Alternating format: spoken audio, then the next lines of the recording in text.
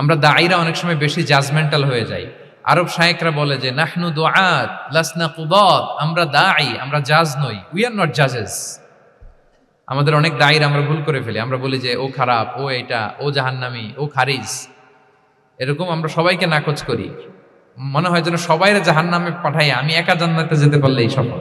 মুসনাদে আহমদে এক হাদিস এসেছে, রাসূল সাল্লাল্লাহু আলাইহি ওয়াসাল্লাম একবার খেজুরের একটা ডাল নিয়ে মরুভূমির মধ্যে একটা দাগ টানলেন। খাত্তালানা রাসূলুল্লাহ সাল্লাল্লাহু আলাইহি ওয়াসাল্লাম খাত্তান, একটা স্ট্রেইট লাইন দিয়ে রাসূল সাল্লাল্লাহু আলাইহি ওয়াসাল্লাম বললেন এটা হচ্ছে সিরাতুল মুস্তাকিম। এবার ওই খেজুরের ডাল দিয়ে ডানে বায়ে অনেকগুলো ছোট ছোট দাগ কাটলেন আর বললেন হাদিহি সুবুলুশ শাইতান, এগুলো হচ্ছে শয়তানের রাস্তা, এটা হচ্ছে মুস্তাকিম সোজা রাস্তা যেটা জান্নাতে যায়। আর ডানে বায়ে অনেকগুলো দাগ কাটলেন, ডেকে বললেন এই প্রতিটি রাস্তায় একটা করে শয়তান বসে থাকে, ডানে বায়ে না তাকিয়ে এই সিরাতুল মুস্তাকিমের পথেই অবিচল থাকতে হবে। আপনারা একটা টপিক শুনেছেন, যে টপিকটা আজকে আমি কভার করব সেটা হচ্ছে মেথোডোলজি অফ প্রফেটিক দাওয়া and its relevance to contemporary global society. রাসূল সাল্লাল্লাহু আলাইহি ওয়াসাল্লাম কিভাবে দাওয়া কার্যক্রম পরিচালনা করতেন, ওনার মেথোডোলজি কেমন ছিল এবং বর্তমান সময়ের সাথে এর প্রাসঙ্গিকতা কেমন, এই টপিকটা নিয়ে আমি কথা বলবো। তার আগে আমি শুরুতে দাওয়া ইস্যু যখনই আমার সামনে আসে তখন যেই কথাটা আমি বলি বা শেয়ার করি সেটা হচ্ছে মানহাজুল ওয়াসাতিয়া, মানে the balanced approach of Islam, ইসলামের যে ভারসাম্যপূর্ণ নেচার, এটা নিয়ে আমি কথা বলি। এবং আমার আলোচনার শুরুতে আমি সূরাতুল বাকারার 143 নম্বর আয়াত তেলাওয়াত করেছি, যেখানে আল্লাহ তাআলা বলছেন ওয়াকাযালিকা জাআলনাকুম উম্মাতান ওয়াসাতা লিতাকুনু শুহাদা আলান নাস, অনুরূপভাবে আমি তোমাদেরকে মধ্যমপন্থী জাতি বানিয়েছি বা মধ্যমপন্থী জাতি হিসেবে আবির্ভূত করেছি। উম্মাতান ওয়াসাতা মানে উম্মাতান আদলান ওয়া খিয়ারা, শ্রেষ্ঠ জাতি, ন্যায়পরায়ণ জাতি, এবং যারা শ্রেষ্ঠ যারা ন্যায়পরায়ণ তারাই মূলত মধ্যমপন্থী জাতি। তো আল্লাহ তাআলা আমাদেরকে মধ্যমপন্থী জাতি বলেছেন। এই যে মধ্যম পন্থা আল ওয়াসাতিয়া, এটা ইসলামের অনেকগুলো অনন্য বৈশিষ্ট্যের মধ্য থেকে একটি বৈশিষ্ট্য। বাট মাঝে মাঝে আমরা এই পন্থাটার কথা ভুলে যাই। ভুলে কি করি, অনেক সময় অনেক প্রান্তিক লেভেল থেকে কাজ করে ফেলি, চিন্তা করে ফেলি, অনেক সময় খুব বাড়াবাড়ি করে ফেলি, অনেক সময় ছাড়াছাড়ি করে ফেলি। বরং আমাদের থাকতে হবে মাঝামাঝি। তাহলে the first and foremost reminder today in this conference hall যে আমরা বাড়াবাড়িও করব না, ছাড়াছাড়িও করব না, আমরা মাঝামাঝি থাকব। কোথায় থাকব? জি, মাঝামাঝি, আল ওয়াসাতিয়া, যেটা শ্রেষ্ঠ এবং যেই মেথোডোলজির কথা কোরআন আমাদেরকে জানিয়েছে। আমি যদি এটাকে ইংরেজি করি ওয়াসাতিয়া, তাহলে ইংরেজি দাঁড়াবে এরকম যে the balanced nature of Islam, ইসলামের যেই ভারসাম্যপূর্ণ যে নেচার, এটার নাম হচ্ছে মূলত আল ওয়াসাতিয়া। আপনি যদি খেয়াল করে দেখেন যে কিভাবে আমরা অন্যান্য জাতিগোষ্ঠীর তুলনায় মধ্যমপন্থী জাতি, তাহলে দেখবেন যে আমরা যদি সাইয়েদনা ঈসা আলাইহিস সালামের ব্যাপারে কথা বলি, জেসাস ক্রাইস্টের ব্যাপারে, তাহলে দেখেন ওনার ব্যাপারে ইহুদি নাসারারা কেউ বাড়াবাড়ি করেছে, কেউ ছাড়াছাড়ি করেছে, আমরা একেবারে মিডল ওয়েতে আছি। যেমন ঈসা আলাইহিস সালামের ব্যাপারে খ্রিস্টানরা কি বলে জানেন? তারা বলে ঈসা আলাইহিস সালাম হচ্ছে আল্লাহর সন্তান, নাউযুবিল্লাহি মিন যালিক। Jesus Christ is the son of God, গডের সন্তান। তাহলে দেখেন কতটা বাড়াবাড়ি করলো, ঈসা আলাইহিস সালামকে উঠাতে উঠাতে খোদার আসনে নিয়ে বসালো। বাড়াবাড়ি হয়ে গেল না এটা? তাহলে একদল খুব বাড়াবাড়ি করলো। এবার যদি ইহুদিদের কথা চিন্তা করি, ইহুদিরা কি বলে? ইহুদিরা একেবারে উল্টো। তারা বলে ঈসা আলাইহিস সালাম হচ্ছে ইবনু জিনা, মানে জারদ সন্তান, নাউযুবিল্লাহ। দেখেন তাদের প্রত্যেকের আকীদা শোনা মাত্রই আপনাদেরকে বলা লাগতেছে না যে নাউযুবিল্লাহ বলেন, আপনারা স্বতঃস্ফূর্তভাবেই বলতেছেন নাউযুবিল্লাহ। তার মানে একদল বাড়াবাড়ি করলো, একদল ছাড়াছাড়ি। একদল বলল তিনি আল্লাহর সন্তান বলে একেবারে আল্লাহর উপরে উঠাই ফেলছে, আরেক দল নামাতে নামাতে একেবারে পদদলিত করলো, বলল তিনি হচ্ছেন বাস্টার্ড, মানে ইবনু জিনা, জারদ সন্তান, নাউযুবিল্লাহি মিন যালিক। একদল নিয়ে গেল একেবারে উপরে, আরেক দল একেবারে নিচে। কিন্তু আমরা কি বলি দেখেন, আমরা বলি ঈসা আলাইহিস সালাম উনি হচ্ছেন আব্দুল্লাহি ওয়া রাসূলুহু, তিনি হচ্ছেন আল্লাহ তাআলার দাস বা বান্দা এবং আল্লাহর সম্মানিত রাসূল। দেখুন কতটা ব্যালেন্স এই আকীদা। আমরা আব্দুল্লাহ বলার মধ্য দিয়ে বেসিকলি নাসারাদেরকে রিফিউট করি, তাদের প্রতিবাদ করি আমরা যে তোমরা যে বলেছো আল্লাহ সন্তান না, ওইদিকে উঠানো যাবে না, নিচে নামায় নিয়ে আসো, উনি আব্দুল্লাহ, আল্লাহর দাস। আর রসুলহু, সম্মানিত রসুল বলে আমরা বেসিকলি ইহুদিদেরকে রিফিউট করি, তাদের প্রতিবাদ করি। আমরা বলি যে না, তোমরা যে বলেছো উনি জারদ সন্তান না, ওনার সম্মানকে পদদলিত করা যাবে না, উপরে উঠাইতে হবে, উঠায়া রসুল, সম্মানিত রসুল। তাহলে নাসারাদের আকীদা থেকে আমরা নিচে নেমে আসলাম, ইহুদিদের আকীদা থেকে আমরা উপরের দিকে গেলাম। ফলে এটা কি হলো? ব্যালেন্স হলো। ভারসাম্যপূর্ণ হলো, মধ্যম পন্থা হলো। তো আশা করি মধ্যম পন্থার উদাহরণটা বুঝতে পেরেছেন। আরেকটা ছোট্ট উদাহরণ দেই। আমাদের বোনদের যখন পিরিয়ড চলে তখন নাসারারা কি করে দেখেন, খ্রিস্টানরা তারা সব কিছু করে, কোনো বাজ বিচার রাখে না তখন, এমনকি ফিজিক্যাল ইন্টিমেসিতেও যায়। যখন আমাদের বোনদের পিরিয়ড চলে তখন তারা ফিজিক্যাল ইন্টিমেসিতেও যায়, কোনো বাজ বিচার নাই। এটা হচ্ছে নাসারাদের অবস্থান। আর ইহুদিদের কি অবস্থান? এরা এই 5 দিন 7 দিন আমাদের বোনদের যখন পিরিয়ড চলে তখন তারা তাদের স্ত্রীদেরকে ধরবে না, ছোবে না, স্পর্শ করবে না, একসাথে বসবেও না। তাদের ঘরে আলাদা একটা স্পেশাল রুম রাখে, ওই রুমের ভিতরে, ওই ঘরের ভিতরে তাদের 5 দিন 7 দিন ওইখানে কাটাইতে হয়। তোমরা আবার সুস্থ হলে তারপরে আসবো। দেখেন, একদল খুব বাড়াবাড়ি করলো, আরেক দল ছাড়াছাড়ি করলো। কিন্তু আমাদের ইসলামে আমরা ব্যালেন্স, যে বোনদের যখন পিরিয়ড চলে হাজব্যান্ড ওয়াইফ তখন স্বাভাবিক মেলামেশা, কথাবার্তা, ঘরের টুকিটাকি কাজ সবই করতে পারবে, ইল্লাল জিমা, যেটা আমরা ফিজিক্যাল ইন্টিমেসি বলি, ওইটা ছাড়া আমরা সবই করতে পারবো। তাহলে দেখেন, এই দুইটা উদাহরণ আমি সামনে আনলাম এজন্য যে এই যে মানহাজুল ওয়াসাতিয়াতি ওয়াল ইতিদাল, মধ্যম পন্থার কথা আমরা যেটা বলি, যেটাকে দিয়ে আল্লাহ তাআলা আমাদেরকে সম্মানিত করেছেন, যে ওয়াকাযালিকা জাআলনাকুম উম্মাতান ওয়াসাতা, তোমাদেরকে আমি মধ্যমপন্থী জাতি বানিয়েছি। তোমাদের মধ্যে বাড়াবাড়িও থাকবে না, ছাড়াছাড়িও থাকবে না, বরং আমরা হব মধ্যমপন্থী। আমরা কি হব? কি হব? তো প্রিয় ভাইরা, প্রথম কথা হচ্ছে, আপনি যখন দাওয়া বলবেন তখন আমাকে মধ্যম পন্থা বলতেই হবে। আমরা যখন ইসলাম শিখবো, শিখাবো, ইসলাম বুঝবো, বুঝাবো, এই সব ক্ষেত্রে আমাদেরকে মধ্যম পন্থা অবলম্বন করতে হবে। আমাদের খেয়াল রাখতে হবে আমরা যেন এক্সট্রিম লাইনে না যাই, আবার খুব এক্সট্রা লিবারেল যেন না হয়ে যায়, আমরা যেন মধ্যমপন্থী একটা অবস্থানে থাকি। এবং দাওয়া দেওয়ার ক্ষেত্রে এটাই বলা হয়েছে, আল্লাহ তাআলা বলছেন, উদউ ইলা সাবিলি রাব্বিকা বিল হিকমাতি ওয়াল মাউইদাতিল হাসানাতি ওয়াজাদিলহুম বিল্লাতি হিয়া আহসান। নবী, আপনি লোকদেরকে আল্লাহর পথে ডাকুন, বিল হিকমা, প্রজ্ঞার সাথে, সুন্দর সুন্দর উপদেশ সহকারে, এবং কখনো তর্ক বিতর্কে জড়ানো লাগলে সেটা উত্তমভাবে আপনাকে জড়াতে হবে। তার মানে এই যে ইসলাম বোঝার ক্ষেত্রে, প্রচারের ক্ষেত্রে এই মধ্যম পন্থার নীতি, যেটা প্রজ্ঞা বা সুন্দর উপদেশমালা দিয়ে দাওয়াত দেওয়া, এটাও মূলত মধ্যম পন্থারই বহিঃপ্রকাশ। আমরা যখন কোনো দাওয়া কাজ করব, অলওয়েজ মাথায় রাখতে হবে যে আমি বাড়াবাড়ি যেন না করি, আমি আবার ছাড়াছাড়িও যেন না করি, আমি যেন মাঝামাঝি থাকি।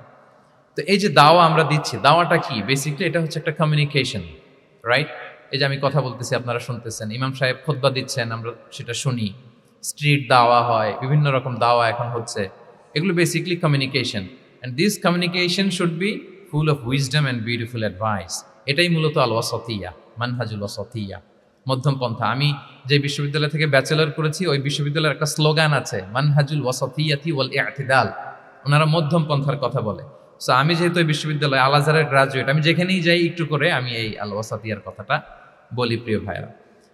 তো দাওয়া যেহেতু কমিউনিকেশন, আমরা ওরাল দাওয়া দিয়ে থাকি, কিন্তু বেসিকলি ওরাল দাওয়ার চেয়ে যেটা প্র্যাকটিক্যাল দাওয়া, থিওরিটিক্যাল দাওয়ার চেয়ে প্র্যাকটিক্যাল দাওয়াটা এটা বেশি ইফেক্টিভ, বেশি প্রোডাক্টিভ।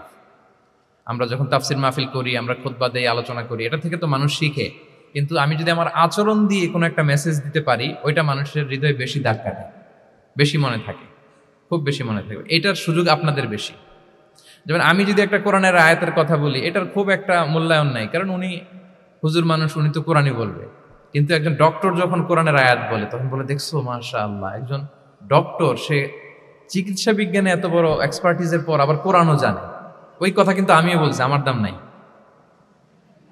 কিন্তু আপনাদেরকে কত সম্মানের চোখে দেখা হচ্ছে।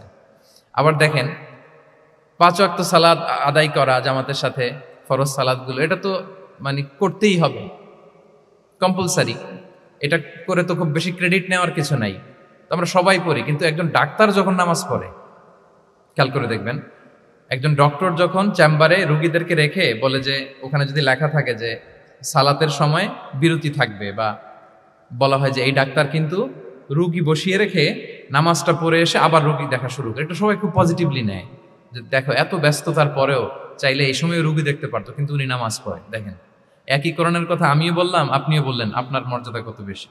আমিও জামাতে নামাজ পড়ি, ইমামতি করাই, আর আপনি যে একটু তাড়াতাড়ি করে নামাজটা পড়ে চলে আসেন, এটাতে আপনার এপ্রিসিয়েশন কত বেশি।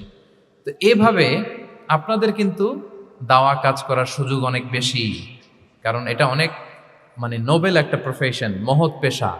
আপনারা জনগণকে সরাসরি সেবা দেওয়ার যে ব্যাপারটা, এটার সুযোগ আছে। যুদ্ধ বিধ্বস্ত আপনি আহতদেরকে সেবা দিতে পারেন, আগুনে পোড়া রোগীদেরকে সেবা দিতে পারেন, দুরারোগ্য ব্যাধি তার আর যাওয়ার জায়গা নেই, আপনি সেবা দিতে পারতেছেন। যে কোনো রোগ বালাই, যে কোনো পরিস্থিতিতে যখন একজন মানুষ অসুস্থ হয় তখন আপনি সেবা দিচ্ছেন, তখন তার মনটা কিন্তু খুব নরম থাকে, তার মধ্যে একটা অসহায়ত্ব কাজ করে। ওই একটা অসহায় মানুষ, তার মনটা খুব নরম, ওই রকম একটা সিচুয়েশনে তারা আপনাদের দ্বারস্থ হয়। ফলে আপনাদের কিন্তু দাওয়া কাজ করার সুযোগ অনেক বেশি, এবং সেক্ষেত্রে ওরাল দাওয়ার চেয়ে আপনার যে প্র্যাকটিক্যাল দাওয়া, এটার ইফেক্ট অনেক বেশি। মানে আপনার চলনে বলনে, আপনার কথনে কথায়, আপনার ব্যক্তিত্বে, পার্সোনালিটিতে, এটার মাধ্যমে যে দাওয়া ফুটে ওঠে ওইটা বেশি ইফেক্টিভ। নিজের আচরণ দিয়ে যে মেসেজটা দেওয়া যায় এটা সবচেয়ে ইফেক্টিভ। আপনার লেনদেন, আপনার ডিলিংস কেমন, আপনি মানুষ হিসেবে কেমন, এটা সবচেয়ে পাওয়ারফুল দাওয়া। উমরে ফারুক রাদিয়াল্লাহু তাআলা আনহু, উনি ওনার ছাত্রদেরকে প্রায় বলতেন, উমরে ফারুক রাদিয়াল্লাহু তাআলা উনি বলতেন যে কুনু দুআতান ইলাল্লাহি ওয়া আনতুম সামিতুন, যে তোমরা আল্লাহর রাস্তায় দাওয়াতি কাজে বের হয়ে যাও এমন অবস্থায় যে তোমরা চুপচাপ। তো ছাত্ররা বলতো দাওয়াতি কাজও করতে বলতেছেন, আবার চুপচাপও থাকতে বলতেছেন, এটা আবার কিভাবে দাওয়াত দেব? তো উমর ফারুক রাদিয়াল্লাহু তাআলা আনহু বলতেন বি আখলাকিকুম, তোমাদের আখলাক দিয়ে দাওয়াত দাও। আখলাক দিয়ে দাওয়াত দেওয়া যায় না? বলেন তো, আখলাক দিয়ে দাওয়াত দেওয়া যায় কি যায় না? যায়। এই আখলাক দিয়ে যে দাওয়াত, এটা অনেক পাওয়ারফুল। 10টা তাফসীর মাহফিল করে আমি এটা করতে পারবো না। আপনি আপনার আখলাক দিয়ে, আপনার ব্যক্তিত্ব দিয়ে, আপনার লেনদেন, হ্যাঁ, এগুলো দিয়ে আপনি যে দাওয়াটা দিতে পারবেন, অন্য অনেক কিছু দিয়ে সেটা হবে না। এজন্য ওমরে ফারুক বলতেন কুনু দুআতান ইলাল্লাহি ওয়া আনতুম সামিতুন, আল্লাহর রাস্তায় দায়ী হয়ে বের হও কিন্তু চুপচাপ। কিভাবে? বলে বি আখলাকিকুম, তোমাদের আখলাক দিয়ে। এটা বেশি পাওয়ারফুল। এবং রাসূল সাল্লাল্লাহু আলাইহি ওয়াসাল্লামের ব্যাপারে যখন জিজ্ঞেস করা হতো আম্মাজান আয়েশা রাদিয়াল্লাহু তাআলা আনহাকে যে রাসূল সাল্লাল্লাহু আলাইহি ওয়াসাল্লামের আচরণ কেমন ছিল, তখন আম্মাজান আয়েশা বলতেন যে কানা খুলুকুহু আল কোরআন, কোরআনই ছিল রাসূল সাল্লাল্লাহু আলাইহি ওয়াসাল্লামের চরিত্র। পুরো কোরআনে 30 পারায় থিওরিটিক্যালি যা বলা আছে রাসূল সাল্লাল্লাহু আলাইহি ওয়াসাল্লামের জীবনীতে প্র্যাকটিক্যালি সেটা দেখানো আছে। তো আম্মাজান আয়েশা বলতেন কানা খুলুকুহু আল কোরআন, রাসূল সাল্লাল্লাহু আলাইহি ওয়াসাল্লামের চরিত্র ছিল কোরআন। ইনদামা রাসূলুল্লাহ সাল্লাল্লাহু আলাইহি ওয়াসাল্লাম ইয়ামশি আলাল আরদ কাআন্নাল কোরআনা ইয়ামশি আলাইহি, রাসূল সাল্লাল্লাহু আলাইহি ওয়াসাল্লাম যখন মদিনার রাস্তা দিয়ে হেঁটে যেতেন, as if a living Quran is walking on the street, মনে হতো একটা জীবন্ত কোরআন রাস্তা দিয়ে হেঁটে হেঁটে যাচ্ছে। তো তাহলে we should try to be a living দাঈ, জীবন্ত দাঈ, প্র্যাকটিক্যাল দাঈ। এটা যদি আমরা হইতে পারি তাহলে অনেক বেশি ইম্প্যাক্ট করা যাবে সোসাইটিতে, অনেক ইনফ্লুয়েন্স করা যাবে। যেটা বললাম যে আমাদের সততা, আচরণ, ব্যক্তিত্ব, পার্সোনালিটি, এগুলো দিয়ে আমরা যে দাওয়াটা দিতে পারি, ওরাল দাওয়া, বক্তব্য দিয়ে, এটা অনেক সময় সম্ভব হয় না। এবং ডাক্তারদের জন্য এটা অনেক বড় একটা সুযোগ। তাহলে ইন্ট্রোডাক্টরি ডিসকাশনে আমি দুটা বিষয়ে কথা বললাম। এক হচ্ছে আমাদেরকে মধ্যমপন্থী হইতে হবে, মানহাজুল ওয়াসাতিয়া ওয়াল ইআতিদাল, 1 নম্বর। 2 নম্বর হচ্ছে লিভিং দাঈ হওয়ার চেষ্টা করতে হবে, এটা বেশি প্রোডাক্টিভ অ্যান্ড ইফেক্টিভ। বুঝতে পেরেছেন সবাই? মাশাআল্লাহ। এবার চলুন যে রাসূল সাল্লাল্লাহু আলাইহি ওয়াসাল্লামের যে প্রফেটিক দাওয়া মেথোডোলজি, কিভাবে উনি দাওয়া কাজের আঞ্জাম দিতেন, সেখান থেকে আমাদের নেয়ার আধুনিক সময়ের এর প্রাসঙ্গিকতা কি আছে, আমি 10টা পয়েন্টে আজকের এই সেমিনারে কিছু কথা উপস্থাপনের চেষ্টা করবো। ওমা তাওফীকি ইল্লা বিল্লাহ। 1 নম্বর কথা হচ্ছে, আমরা যে দাওয়া দিব, এই দাওয়া language should be very soft and mild and very touchy. দাওয়া ল্যাঙ্গুয়েজ হইতে হবে ভেরি সফট। সব সময় ইফ ইউ টক অ্যাবাউট দাওয়া, this language should be very soft and mild and touchy. দাওয়ার কথা বললে হয়তো আপনি পলিটিক্স করেন, ওইটা আলাদা কথা। আপনি জেহাদের ময়দানে, ওইটা আলাদা কথা। আমি জেহাদ পলিটিক্স নিয়ে কথা বলতেছি না, আই এম টকিং অ্যাবাউট দাওয়া। যদি আপনি দাওয়া সেমিনারের কথা বলেন, যদি মেডিকেল দাওয়া সোসাইটি নাম দেন, দাওয়া বললে আমাকে বলতে হবে দাওয়ার language should be very soft and mild. আমরা এটা অনেক সময় ভুল করে ফেলি, এটা করা যাবে না। কারণ আপনি হৃদয় থেকে যদি কোনো কথা বলেন, এটা শ্রোতার হৃদয়ে যে টাচ করে। আল্লাহর হাবিব সাল্লাল্লাহু আলাইহি ওয়াসাল্লামের কথাগুলো নিয়ে এত আলোচনা, বিশ্লেষণ, কথাগুলো এত অ্যাপিলিং কেন, এত আবেদনময় কেন? এর কারণ হচ্ছে রাসূল সাল্লাল্লাহু আলাইহি ওয়াসাল্লাম যা বলেছেন তিনি হৃদয় থেকে বলেছেন, এবং হৃদয় থেকে কথা বেরোলে এটা শ্রোতার হৃদয়ে যে টাচ করে। একটা ছোট্ট আয়াত আমি তেলাওয়াত করি, সূরা তাহার। আল্লাহ তাআলা বলছেন ফাকুলা লাহু কাওলান লাইয়িনা লাআল্লাহু ইয়াতাযাক্কারু আও ইয়াখশা। আল্লাহ তাআলা মূসা আলাইহিস সালাম এবং হারুন আলাইহিস সালাম, ওনাদের দুইজনকে বলছেন যে তোমরা 2 ভাই মিলে যাও, ফেরাউনের কাছে যে দাওয়াত দাও এবং কোমল ভাষায় দাওয়াত দাও। কি ভাষায়? কোমল ভাষায় দাওয়াত দাও। কাওলান লাইয়িনা, use very soft and mild language, very touchy language. Soft এবং কোমল ভাষায় দাওয়াত দাও কাকে? পৃথিবীর সবচেয়ে বড় সন্ত্রাস, তাই না? হ্যাঁ, দুর্ধর্ষ সন্ত্রাস, খোদাদ্রোহী, তারপর সীমালঙ্ঘনকারী। আপনি যত নেগেটিভ যা বলবেন সব যাবে ওর সাথে। ফিরআউন লাআল্লাহু ইয়াতাযাক্কারু আও ইয়াখশা, হয়তো সে উপদেশ গ্রহণ করবে অথবা তার হৃদয়ে ভয়ের উদ্রেক হতে পারে। হয়তো তোমরা soft and mild language use করবা, মুসা এবং হারুন কোমল ভাষায় যে তোমরা দাওয়াত দিবা। আচ্ছা, কার ব্যাপারে আল্লাহ বললেন, কাকে দাওয়াত দিতে বললেন? সবাই বলেন তো নামটা। ফেরাউন। আচ্ছা, ফেরাউনের ক্ষেত্রে আল্লাহ তাআলা বললেন যে soft and mild language use করো, নরম ভাষা। আমাকে উত্তর দেন, আমাদের কারেন্ট সময় আমরা যাদেরকে জালিম বলি, যাদেরকে খারাপ বলি, ফাসিক বলি, পাপাচারী, ধরেন যে আমার মতে বা আপনাদের মতে যে সবচেয়ে খারাপ, পাপাচারী, জালিম, ওই জালিমটা কি ফেরাউনের চেয়ে বড় জালিম? আমাদের চোখে যে জাহান্নামী, যে নিকৃষ্ট খারাপ পাপী যাকে আমি মনে করি, যদিও এরকম মনে করার সুযোগ আমাদের নাই, কে জান্নাতি কে জাহান্নামী এটা ডিসাইড করবে কে? আল্লাহ তাআলা। কিন্তু আমাদের চোখে যে পাপী, যে ভুল করেছে, যে জালিম, ওই জালিমগুলো, খারাপ লোকগুলো কি ফেরাউনের চেয়ে বেশি খারাপ ছিল? ছিল?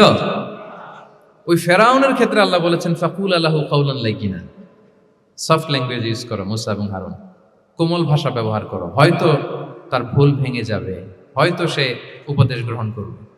তো তাহলে দেখেন কত বড় ভুল আমরা করি। আমরা মাঝে মাঝে এমন অ্যাটাকিং মুডে কথা বলি, এমন আগ্রাসী হয়ে কথা বলি, ওর মানার এক সুযোগ থাকলেও ও মানবে না। কি বলেন? যাও, মানার একটু ইচ্ছা ছিল, আমার এই অ্যাটিটিউডের কারণে সে আর এটা শুনবে না। এটাই মানুষের স্বভাব।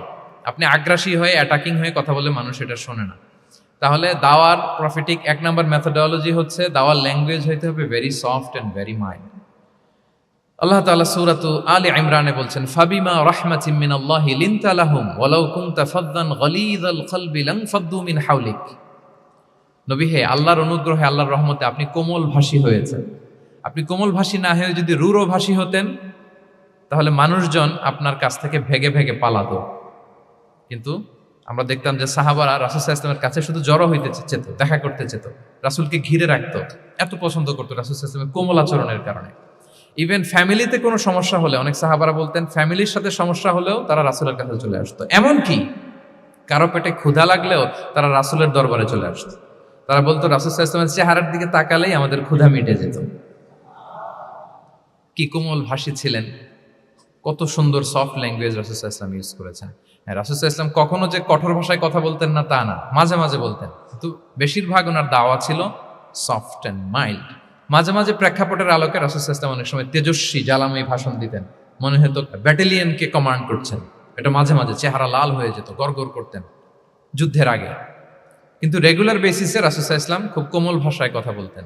তাহলে এক নম্বরে যেটা জানলাম, যদি আপনি দাওয়া মেন্টালিটি, দাওয়া মোডে থাকতে চান, আপনার ভাষা হতে হবে শক্ত না নরম? সফট হইতে হবে, কোমল। কারোর প্রতি আগ্রাসী হয়ে যেন আমরা কথা না বলি, অ্যাটাকিং মোডে যেন না বলি, বললেও শুনবে না। এটাই মানুষের নেচার, সফট ল্যাঙ্গুয়েজে বলতে হয়। ফেরাউনকে যদি বলা হয় ওর সাথে ভালোভাবে বলো, তো আমাদের আশেপাশে যারা আছে এরা তো আরো এদেরকে সম্মান দিয়ে নরম করে বলা উচিত। কি বলেন? জি, এক নম্বর গেল। দুই নম্বর হচ্ছে দাওয়াকে ফলপ্রসূ করতে হলে রাসূল সাল্লাল্লাহু আলাইহি ওয়াসাল্লাম যেটা করতেন, শ্রোতাদের অনেক সময় মনোযোগ আকর্ষণের জন্য উনি অনেক ধরনের টুলস, অনেক ধরনের জিনিস তিনি ব্যবহার করতেন। যেমন একটা পদ্ধতি রাসূল সাল্লাল্লাহু আলাইহি ওয়াসাল্লামের ছিল, রাসূল সাল্লাল্লাহু আলাইহি ওয়াসাল্লাম মানুষের আকর্ষণ বৃদ্ধির জন্য মাঝে মাঝে প্রশ্ন ছুড়ে দিতেন অডিয়েন্সকে, drawing attention of the listener by throwing questions. Question throw করার মাধ্যমে অ্যাটেনশন গ্রো করতেন। হাদিসে এরকম অনেক উদাহরণ পাওয়া যায়। একটা ছোট্ট হাদিস শেয়ার করি, সহিহ মুসলিমে এসেছে। রাসূল সাল্লাল্লাহু আলাইহি ওয়াসাল্লাম একবার সাহাবাদেরকে বললেন, ইন্না মিনাশ শাজারি শাজারাতান লা ইয়াসকুতু ওয়ারাকুহা মাসালুহা মাসালুল মুসলিম।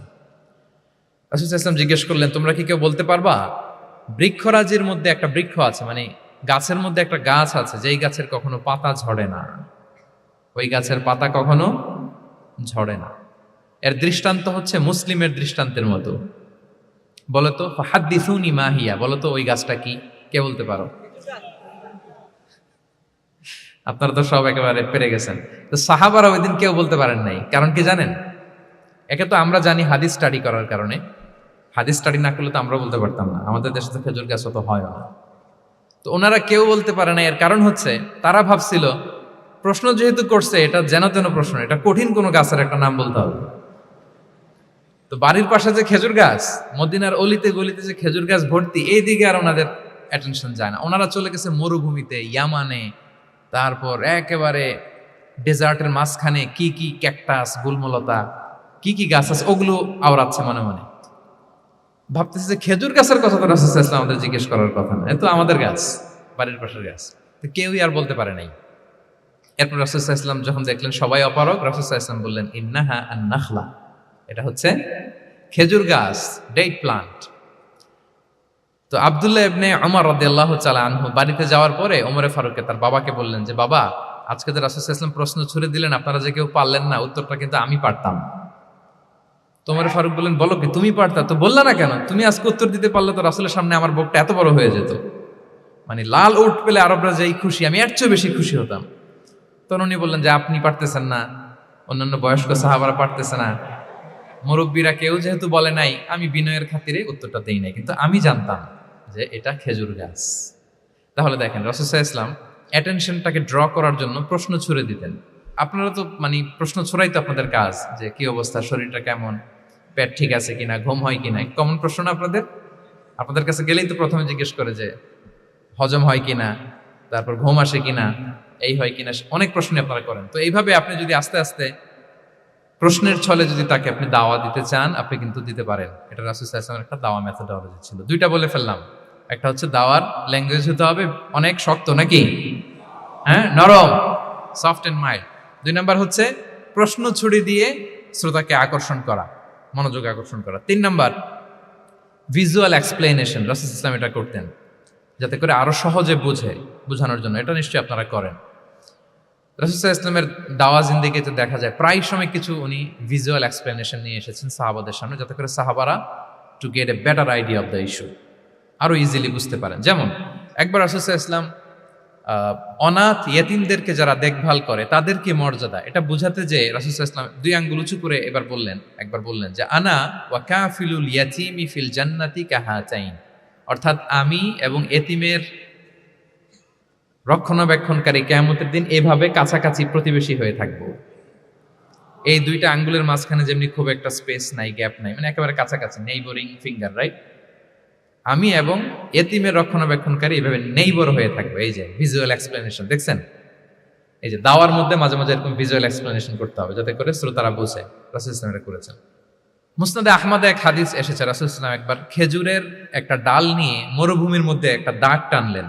খাত্তালানা রাসূলুল্লাহ সাল্লাল্লাহু আলাইহি ওয়াসাল্লাম খাত্তান, একটা স্ট্রেইট লাইন দিয়ে রাসূল সাল্লাল্লাহু আলাইহি ওয়াসাল্লাম বললেন, এটা হচ্ছে সিরাতুল মুস্তাকিম। সাহাবাদের দৃষ্টি আকর্ষিত হলো, সবাই মনোযোগী হয়ে উঠল, তাই নাকি?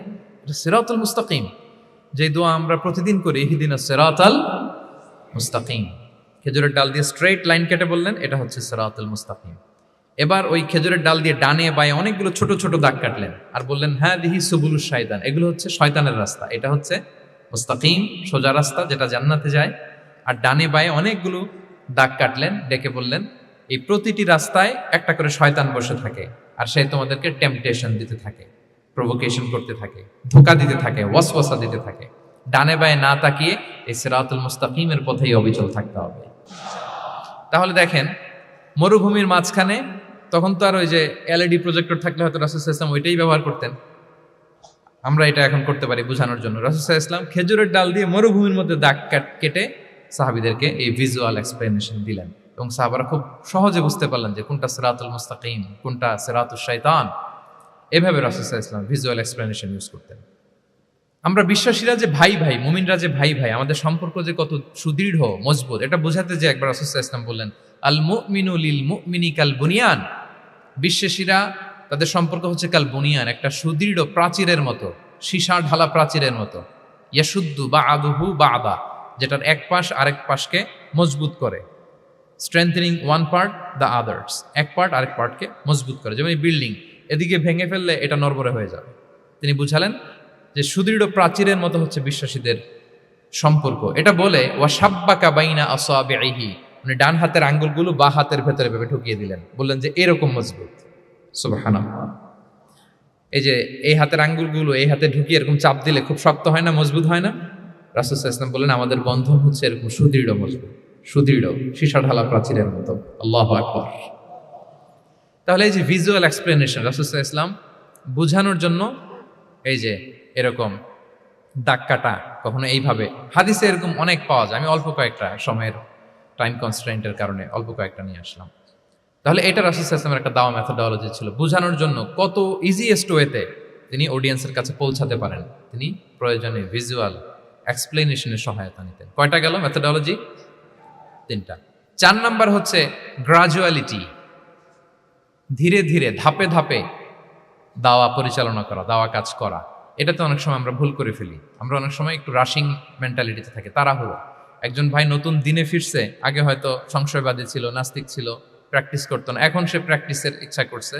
এই সুযোগ পেয়ে আমি তারে বলা শুরু করলাম, নামাজ পড়তে হবে, রোজা রাখতে হবে, জাকাত দিতে হবে, তোমার ওয়াইফের পর্দা করাইতে হবে, হালাল হারাম ও কয়েক ছাড়ছে, আমার সম্ভব না। ও বলবে ভাই আগে যা ছিলাম ওইটাই ভালো ছিল, এতগুলো তো আমি মানতে পারবো না।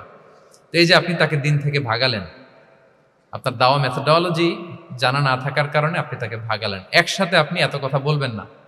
নতুন যখন কেউ দিনে ফিরে, তাকে আপনি একসাথে এত কথা বলবেন না। নতুন যখন কোনো বোন ইসলামে আসতে চায়, তাকে আপনি কঠিন করে বলবেন না। উপরে আমাদের বোনরা আছে, তাদেরকেও আমি বলবো, সহজ করে বলেন। প্রথমে নামাজের কথা বলেন, নামাজ আস্তে আস্তে পড়ুক, যতটুকু পারুক। প্রথমে হয়তো 5 ওয়াক্ত পারবে না, 1 ওয়াক্ত 2 ওয়াক্ত দিয়ে শুরু করবে, এরপর আস্তে আস্তে 5 ওয়াক্ত যাবে। এরপর তাকে একটু শালীন পোশাকের কথা বলেন, যে তুমি একটু শালীন পোশাক পরো, সেফটি সিকিউরিটির জন্য ভালো। সেটাতে অভ্যস্ত হলে তাকে হেজাবের দাওয়াত দিবেন আপনি, হেজাবে অভ্যস্ত হলে নেকাবে দাওয়াত দিবেন আপনি। এইভাবে গ্রাজুয়ালিটি, ধাপে ধাপে, একসাথেই কঠিন করে দিনকে উপস্থাপন করা যাবে না। দাওয়া is a gradual process, gradually যাইতে হবে। Beginning with the most important issue first, তারপর যেটা ইম্পর্টেন্ট, তারপর যেটা ইম্পর্টেন্ট, ধাপে ধাপে আপনি তাকে বলবেন। আপনারা নিশ্চয়ই সবাই মদ হারাম হওয়ার যে স্টেপগুলো আছে জানেন না? কয়বারে হারাম হয়েছে? 3 বারে। ওয়াসআলুনাকা আনিল খামরি ওয়াল মাইসির কুল ফীহিমা ইসমুন কাবীরুন ওয়া মানাফিউ লিন-নাস ওয়া ইসমুহুমা আকবারু মিন নাফিহিমা। প্রথমে বললেন মদে কিছু উপকার আছে, কিন্তু এটার গুনাহ বেশি, ক্ষতি বেশি, কিন্তু সামান্য উপকার আছে। তো মানুষ সচেতন হয়ে গেল যে না, এটা কিন্তু গুনাহ আছে, ক্ষতি আছে, সাবধান হইতে হবে। মদ খাওয়া কমায় দিল।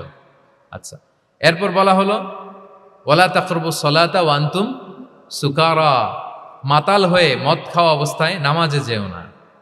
কারণ কোন এক সাহাবী নামাজে এমনভাবে তেলাওয়াত করলেন, অর্থ চেঞ্জ হয়ে গেল।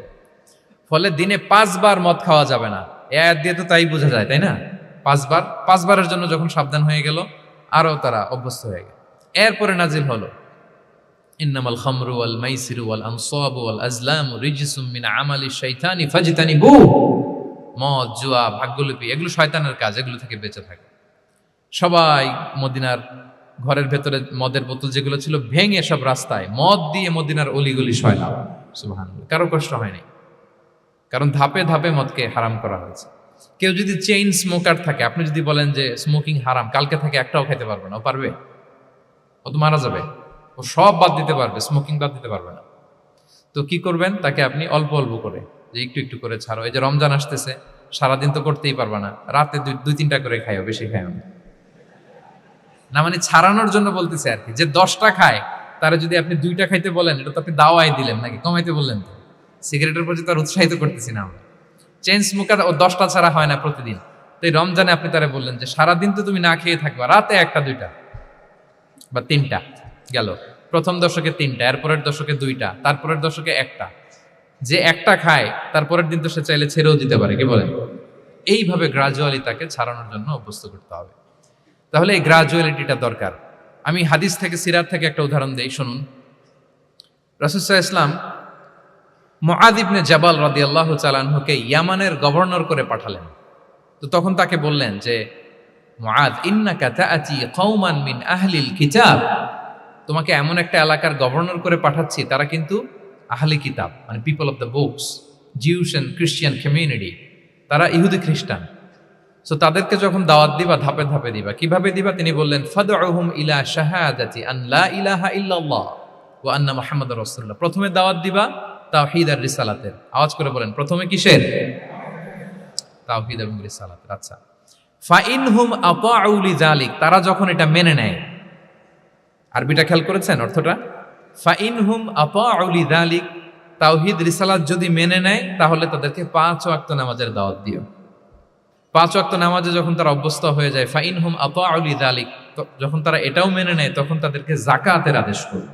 সুবহানাল্লাহ, সুবহানাল্লাহ। দেখেন ধাপে ধাপে একবারে সবগুলো বিধান একবারে তাদের সাথে শেয়ার করতে বলেননি। প্রথমে তাওহীদের, রিসালাতের, মেনে নিলে সালাতের, মেনে নিলে যাকাতের, ধাপে ধাপে।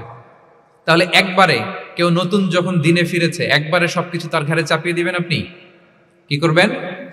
গ্রাজুয়ালি, ধাপে ধাপে আমরা এই দাওয়াটা তাদেরকে দেওয়ার চেষ্টা করবো। এটা খুব ইফেক্টিভ হবে, ফলপ্রসূ হবে।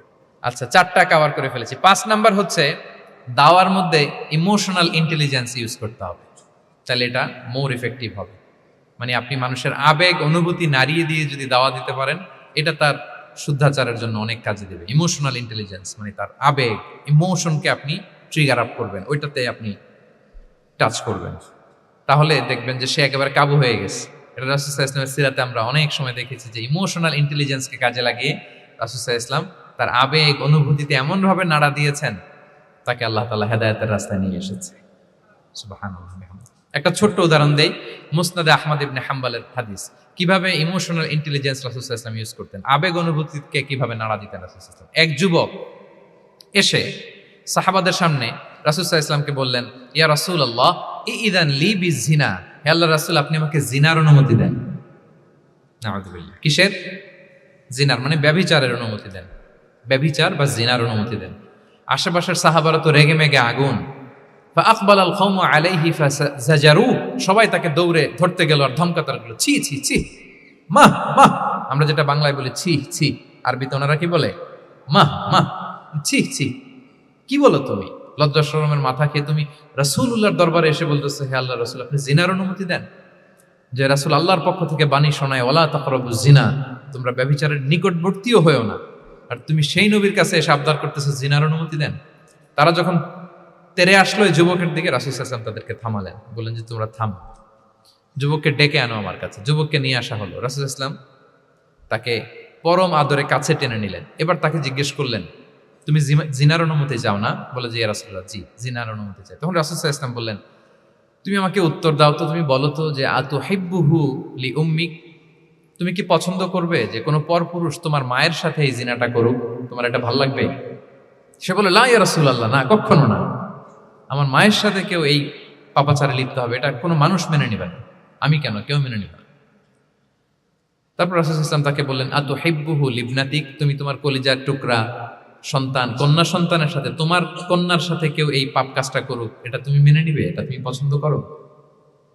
সে বলল লা ইয়া রাসূলুল্লাহ, হে আল্লাহর রাসূল কশিন কালেও না, কখনো মানবো না, আমার মেয়ের সাথে কেউ এই কাজ করবেন কখনো মানবো। রাসূল সাল্লাল্লাহু আলাইহি ওয়াসাল্লাম আবার তাকে প্রশ্নবাণে জর্জরিত করতে লাগলেন, আবার বললেন আতুহিব্বুহু লি উখতিক, তুমি কি তোমার প্রিয় বোনের সাথে কেউ এটা করুক, এই পাপাচারে লিপ্ত হোক, জিনা করুক, পছন্দ করবে? তোমার বোনকে কেউ এরকম করবে, অপমান করবে, এটা চাইবে তুমি?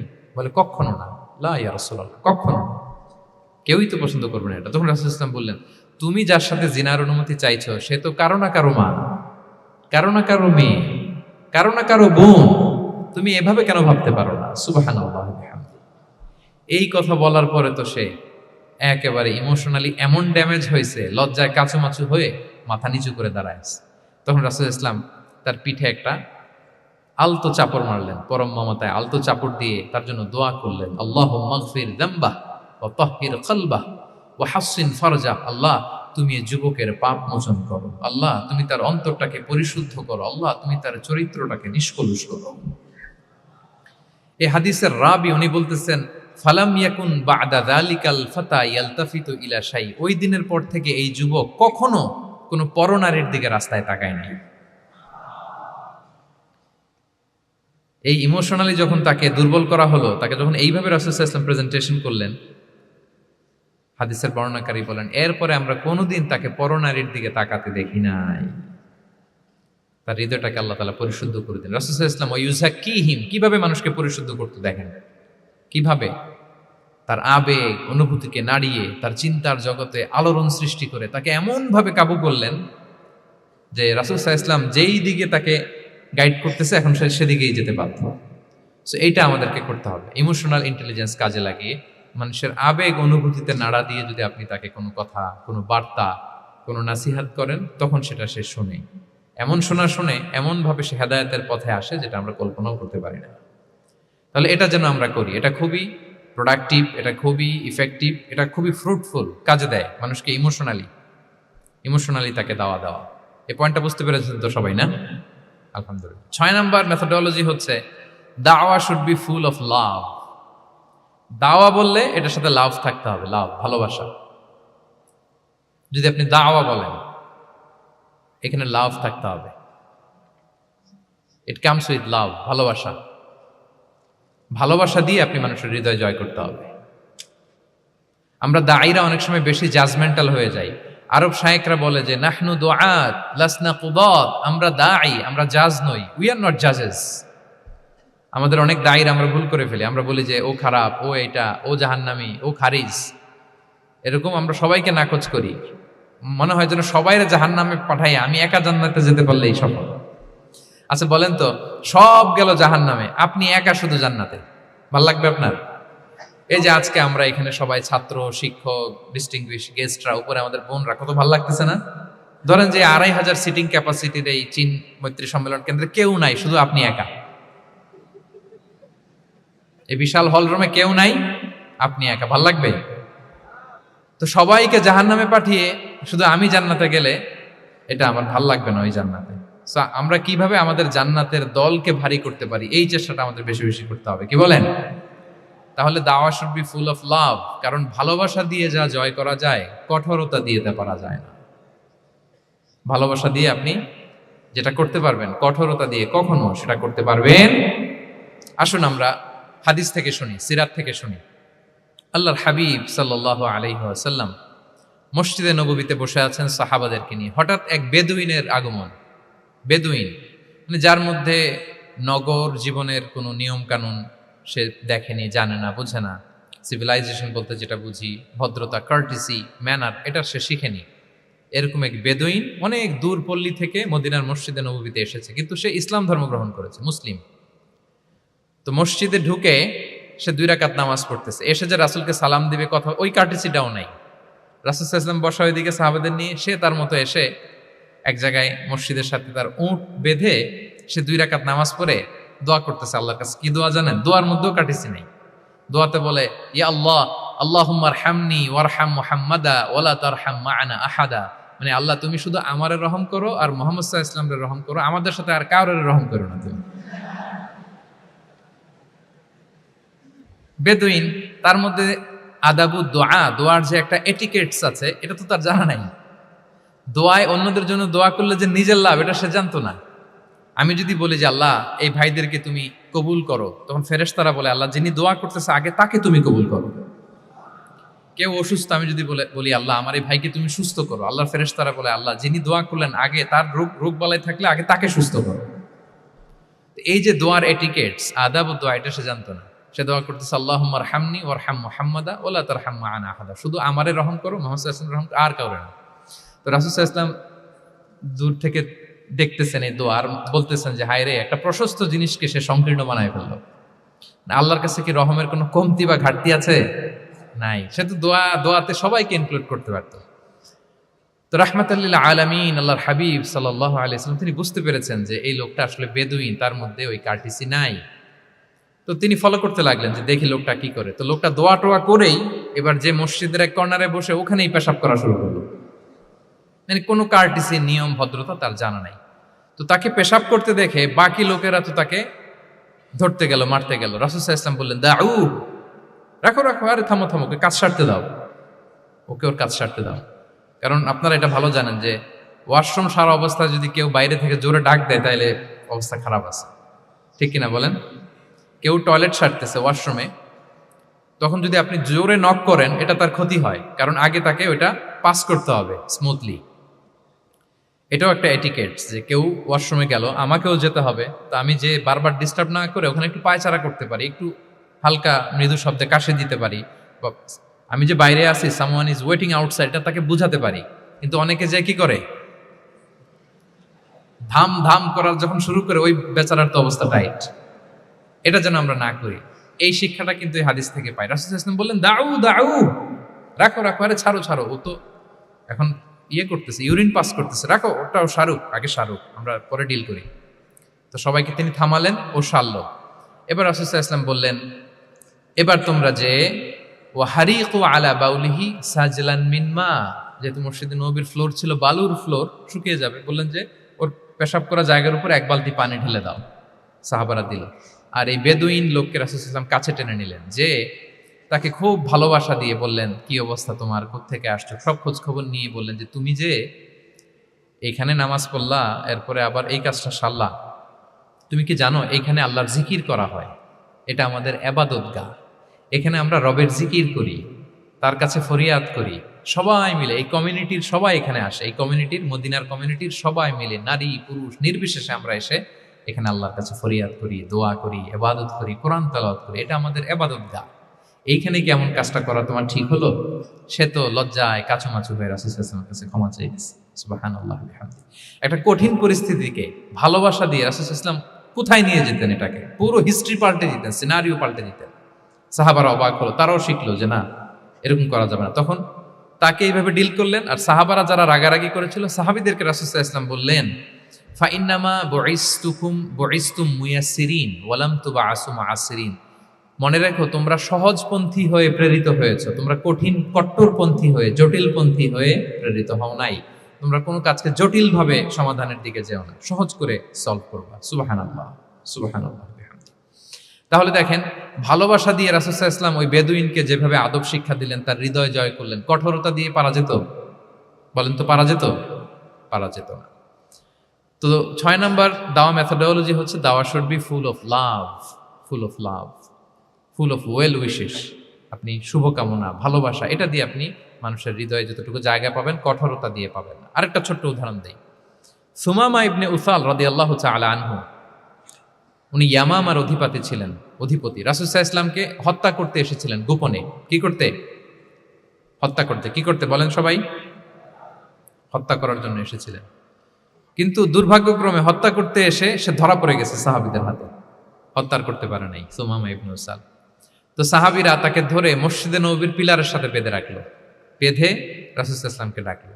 তারা বলল যে, ইয়া রাসূলুল্লাহ, দেখেন ইয়ামামা থেকে আসছে সুমামা ইবনে উসাল আপনাকে হত্যা করবার জন্য, তাকে আমরা ধরে ফেলেছি, আমরা বেঁধে রেখেছি। রাসূল সাল্লাল্লাহু আলাইহি ওয়াসাল্লাম তার কাছে যে তার খোঁজ খবর নিলেন প্রথম দিন, এবং তার সামনে যথারীতি তাওহীদ এবং রিসালার দাওয়াত দিলেন।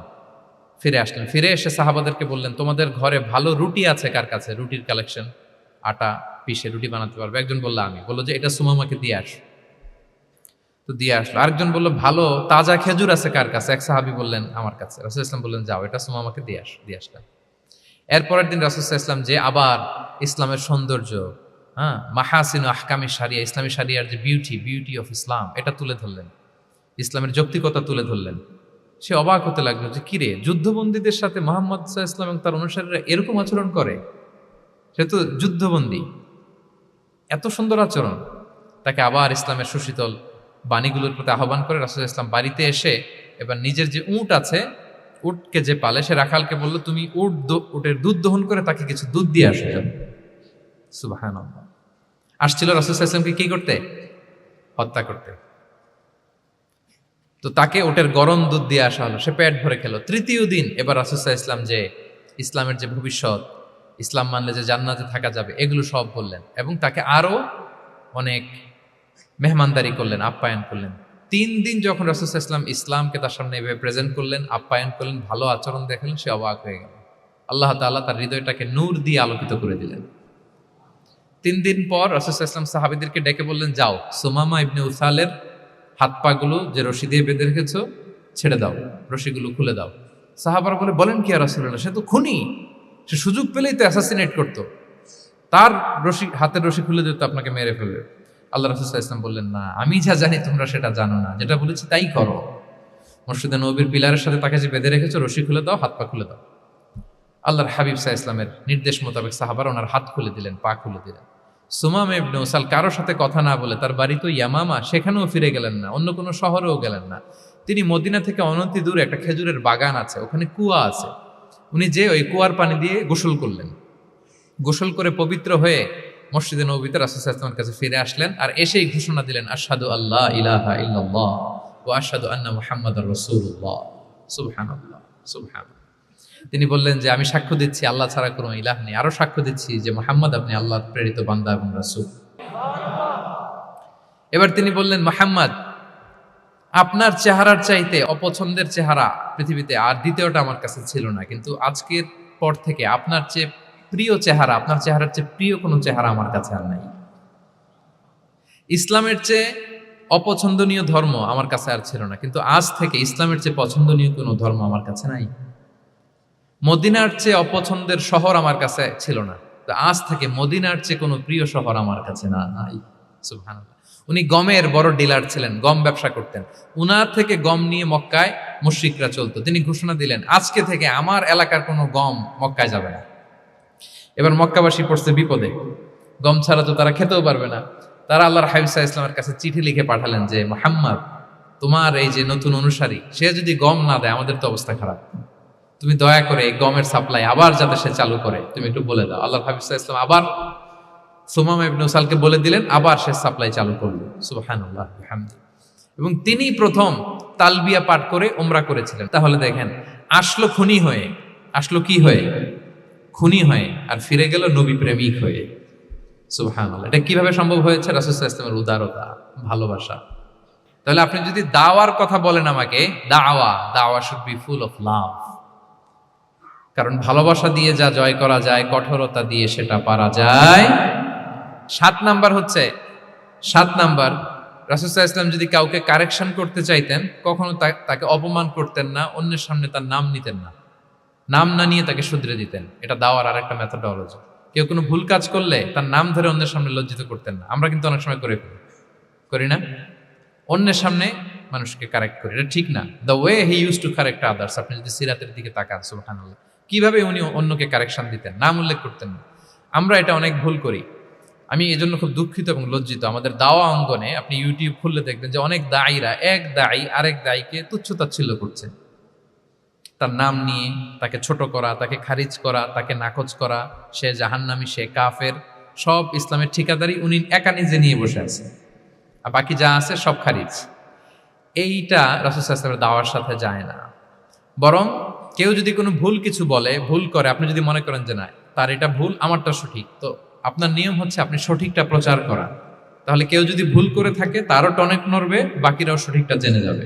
এটা হচ্ছে রাসূল সাল্লাল্লাহু আলাইহি ওয়াসাল্লামের দাওয়া মেথডোলজি। তিনি কখনো কারো নাম ধরে অন্যের সামনে, মানুষের সামনে তাকে লজ্জা দিতেন না, তাকে কারেক্ট করতে যেতেন না। এটা ছিল রাসূল সাল্লাল্লাহু আলাইহি ওয়াসাল্লামের বৈশিষ্ট্য। আসুন আমরা সিরাত থেকে দেখি, হাদিস থেকে দেখি। আল্লাহর হাবিব সাল্লাল্লাহু আলাইহি ওয়াসাল্লাম উনি রাতে দিনে কি কি আমল করতেন, গোপন আমল, এগুলো জানার জন্য 3 জন সাহাবী রাসূল সাল্লাল্লাহু আলাইহি ওয়াসাল্লামের স্ত্রীদের কাছে গেলেন। যে জিজ্ঞেস করলেন যে আপনারা আমাদেরকে বলুন যে রাসূল সাল্লাল্লাহু আলাইহি ওয়াসাল্লাম রাতে কি আমল করে, দুপুরে কি আমল করে, বিকেলে কি আমল করে। তো আমাদের আম্মা জানেরা, রাসূল সাল্লাল্লাহু আলাইহি ওয়াসাল্লামের প্রিয়তমা স্ত্রীরা বললেন যে উনি রাতে এরকম তাহাজ্জুদ, দুপুরবেলা এরকম তেলাওয়াত, এই সময় নফল নামাজ, এই সময় এটা করে। আল্লাহর হাবিব সাল্লাল্লাহু আলাইহি ওয়াসাল্লামের পুরো আমলের ফিরিস্তি যখন শোনানো হলো, কাআন্নাহুম তাকাল্লুহা, তাদের কাছে এটা একটা কম মনে হলো পরিমাণে। তারা ভাবছিল হয়তো আরো বেশি করে।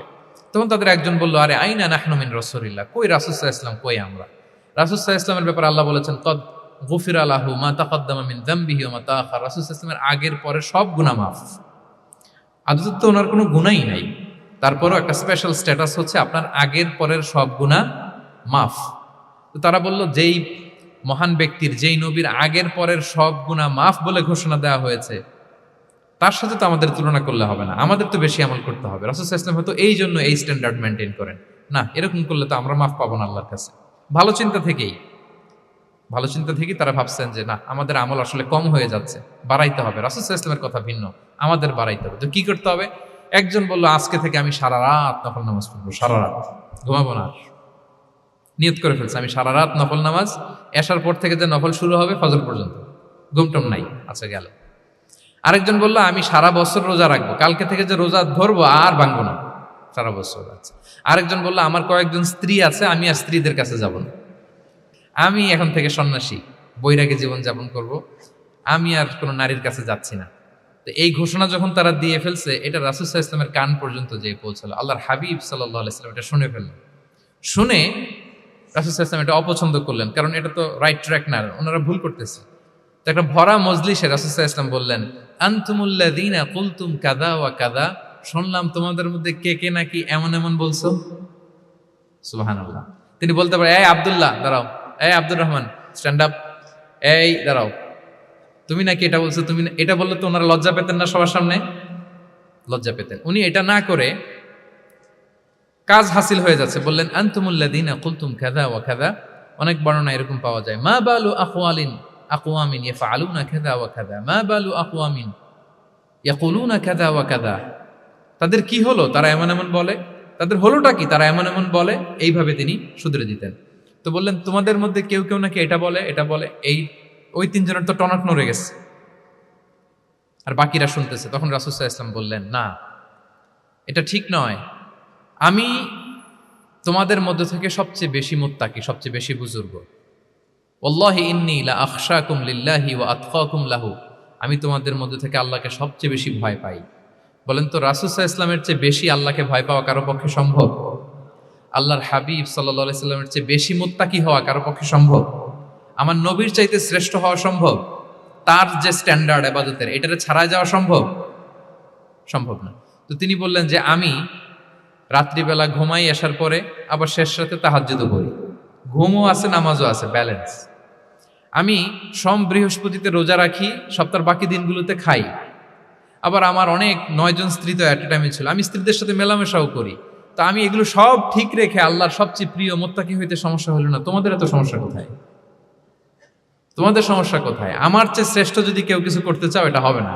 আমি হচ্ছি স্ট্যান্ডার্ড। সুবহানাল্লাহ। দেখেন, এইভাবে যখন বললেন, ঠিক করে দিলেন যে তোমরা কে কে জানি এরকম নিয়ত করছে, এটা ভুল করেছে, বরং শুদ্ধ হবে এটা। ওই তিনজনের টনক নড়ে গেছে, তারা শুধরে নিয়েছেন, আর বাকিরা সঠিক মেসেজটা, সঠিক নির্দেশনাটা জেনে গেল। তাহলে ওনাদেরকে কারেকশন করা হয়ে গেছে না অলরেডি? বলেন তো, ওনারা যে ভুল করছে কারেকশন হয়েছে কিনা? কিন্তু তাদেরকে অপমান করা হয়েছে। এই ভুলটা আমরা অনেক সময় করি। অন্যের সামনে, কখন নিজের ছেলেকে, নিজের স্ত্রীকে, বন্ধুকে অন্যের সামনে এইভাবে আমরা যেন কারেক্ট না করি। কাউকে সংশোধন করতে চাইলে আল্লাহর হাবিব সাল্লাল্লাহু আলাইহি সাল্লামের দেখানো পথেই যেন আমরা সংশোধন করি। এটা হচ্ছে এই হাদিসের 1 নম্বর শিক্ষা। আরেকটা শিক্ষা হচ্ছে ব্যালেন্স লাইফস্টাইল, ব্যালেন্স অ্যাপ্রোচ আমরা জানলাম। অনেকে মনে করে, আমার পরিচিত কয়েকজন লোক আছে, আমি বলছি, তারা থামাইছে কিনা জানি না, আমার কাছে এসে শোনাইতেছে, হুজুর আমি সারা বছর রোজা রাখি। তো আমি বলছি, আপনারা বলছে কি সারা বছর রোজা রাখতে? সারা বছর তো রোজা রাখা নিষেধ, এটাকে সওমে বিসাল বলে, এটা নিষেধ। বরং সবচেয়ে বেশি যদি কেউ রাখতে চায়, রাসূল সাল্লাল্লাহু আলাইহি ওয়াসাল্লাম বলছে, তাহলে সওমুল্লাহি দাউদ, সিয়ামু দাউদ, দাউদ আলাইহিস সালামের রোজা। এর চেয়ে বেশি না। একদিন রাখবা, আরেকদিন ভাঙবা, একদিন রাখবা, আজকে রোজা রাখলে কালকে খাবেন, কালকে রাখবেন, এরপরের দিন রাখবেন, এরপরের দিন ভাঙবেন। এর চেয়ে বেশি রাখা যায় না। লাগাতার রোজা রাখা নিষেধ। লাগাতার 6 মাস 5 মাস সারা বছর অনেকে রোজা রাখে, এটা না জানার কারণে। তাহলে এই যে ইসলামের যে ব্যালেন্স লাইফস্টাইল, এটা আমরা জানলাম। কাউকে কিভাবে শুধরে দিতে হবে, কারেক্ট করতে হবে, কারেকশনের ওয়ে, এটা আমরা জানলাম। আরেকটা হচ্ছে ইসলাম যে the combination of material and spiritual life, এইটার একটা তথ্য আমরা জানলাম যে আপনার এই দুনিয়াও লাগবে, আপনার আখিরাতও লাগবে।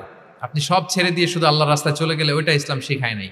ইসলাম যে আমাদেরকে ফরিয়াদ শিখায়, প্রার্থনা শিখায়, রব্বানা আতিনা ফিদ দুনিয়া হাসানা ওয়া ফিল আখিরাতি হাসানা ওয়া কিনা আযাবান নার।